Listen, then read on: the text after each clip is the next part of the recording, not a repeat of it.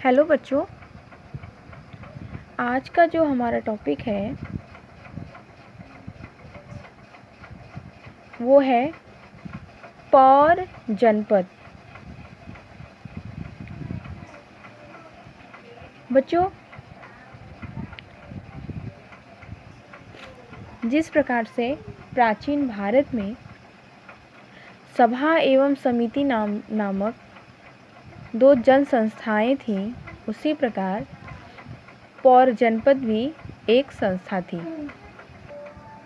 बच्चों, पौर जनपद में आप लोगों को पौर जनपद शब्द का तात्पर्य, फिर उसके बाद पौर जनपद का विकास कैसे हुआ उस बारे में आप लोगों को समझाऊंगी। फिर पौर जनपद के कौन कौन से कार्य हैं उसको समझाने के बाद अंत में पौर जनपद के महत्व को आज विस्तार से आप लोगों को बताएंगे। तो बच्चों, सबसे पहले पौर जनपद। बच्चों, पौर जनपद के शब्द का अर्थ समझाने के लिए हमारे बहुत से प्राचीन इतिहासकारों ने और आधुनिक इतिहासकारों ने अपने मत प्रतिपादित किए हैं, जिनमें हमारे आधुनिक जो इतिहासकार हैं डॉक्टर काशी प्रसाद जायसवाल, हम इनके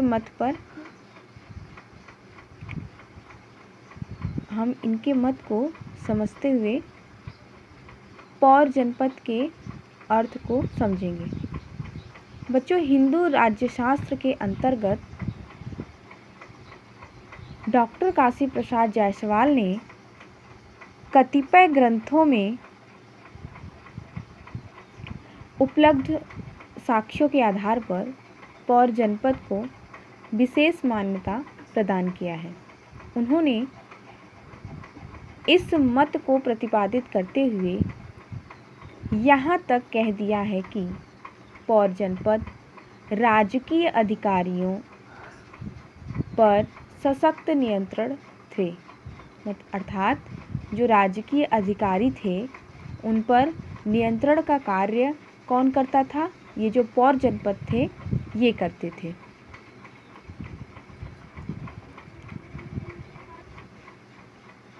डॉक्टर काशी प्रसाद जायसवाल के पौर जनपद की मान्यता का सही ज्ञान तभी हो सकता है जबकि पौर तथा जनपद शब्द का शब्दार्थ ज्ञात हो। इसी आधार पर हिंदू राज्यशास्त्र के कुछ विद्वानों ने पौर से तात्पर्य पूर्व में रहने वाले लोगों से लिया है,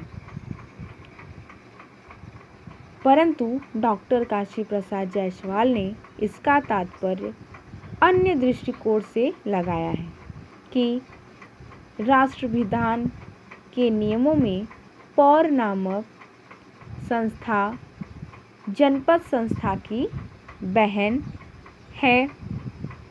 इन दोनों का सदा साथ साथ उल्लेख किया गया है।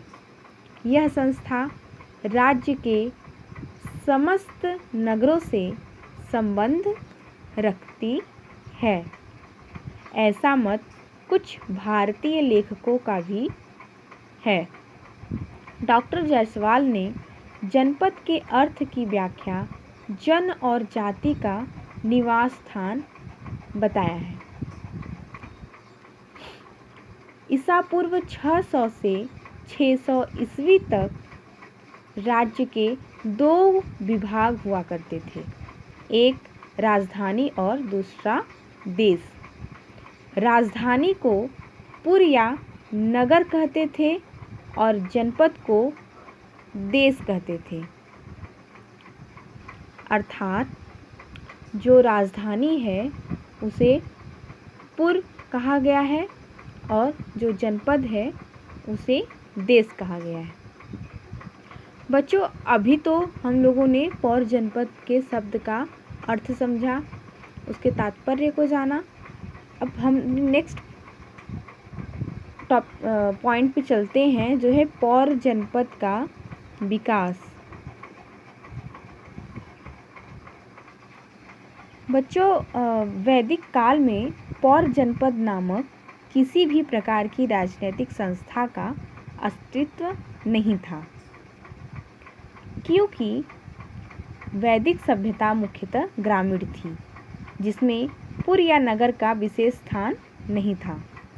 अगर हम ऐतिहासिक समीक्षा करें तो यह ज्ञात होगा कि धर्मसूत्र ग्रंथों में पौर जनपद के विषय में परोक्ष रूप अर्थात प्रत्यक्ष रूप से नहीं, परोक्ष रूप से, इनडायरेक्ट से, परोक्ष रूप से जानकारी प्राप्त होती है।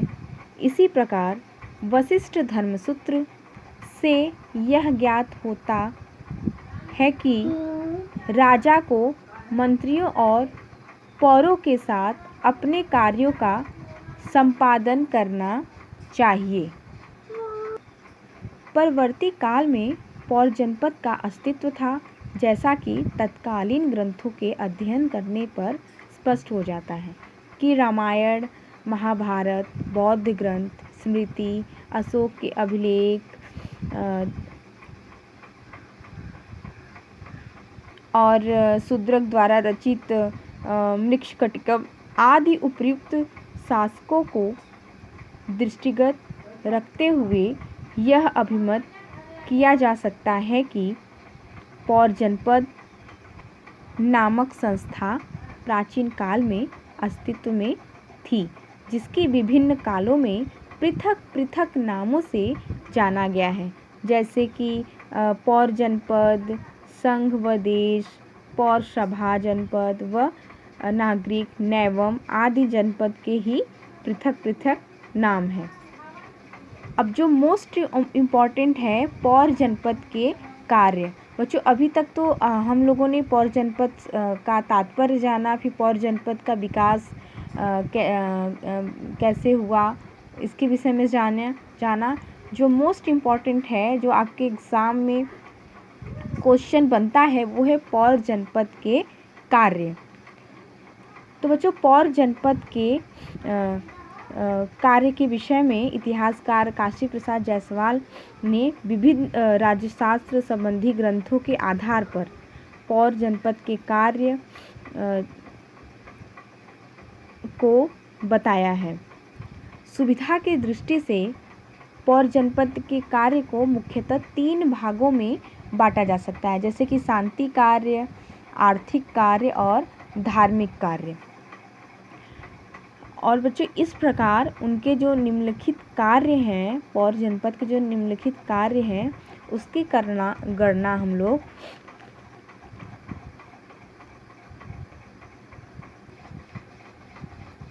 करेंगे, जिसमें है पहला कार्य है जनपदों को व्यवस्थित करना।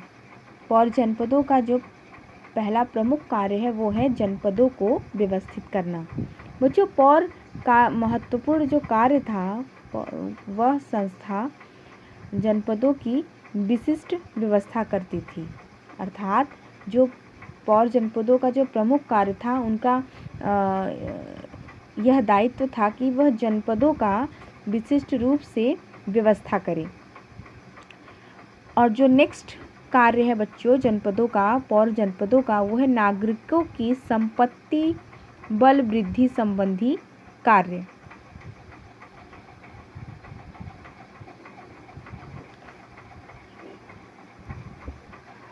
बच्चों पौर नामक प्रशासनिक संस्था का अन्य जो कार्य था वो नागरिक के आर्थिक विकास की पर्याप्त व्यवस्था करना था, जिससे उनकी संपत्ति और बल की वृद्धि हो सके। नेक्स्ट पॉइंट है युवराजों का राज्याभिषेक एवं नियुक्ति करना। बच्चों पौर तथा जनपद का प्रमुख जो कार्य है वो है युवराजों तथा कुमारों के राज्याभिषेक की व्यवस्था करना तथा उनकी राजा के रूप में विधिवत नियुक्ति करना। इसी संदर्भ में डॉक्टर काशी प्रसाद जायसवाल के मतानुसार रामायण में राम के राज्याभिषेक के प्रसंग में पौर जनपद को युवराज चुनने का अधिकार प्राप्त था, ऐसा उल्लेख किया गया है। बच्चों, पौर जनपदों का जो नेक्स्ट कार्य है वो है मंत्रियों का निर्वाचन करना। बच्चों, पौर जनपद के कार्यों में मंत्रियों का निर्वाचन करना भी एक प्रमुख कार्य माना जाता है। इस संबंध में डॉक्टर काशी प्रसाद जायसवाल ने महाभारत के शांति पर्व के साक्ष्य को आधार मानते हुए यह कहा है कि राजा उसी व्यक्ति को प्रधान मंत्री बनाए जिस पर पौर जनपद का अटूट विश्वास हो। इससे बच्चों यह स्पष्ट होता है कि उनके निर्वाचन में पौर जनपद का विशेष हाथ था। इस तथ्य की पुष्टि हमें एक अन्य साक्ष्य गुप्त अभिलेख से भी हो जाती है। अब नेक्स्ट जो कार्य है वो है बच्चों पौर जनपद का कर संबंधी कार्य।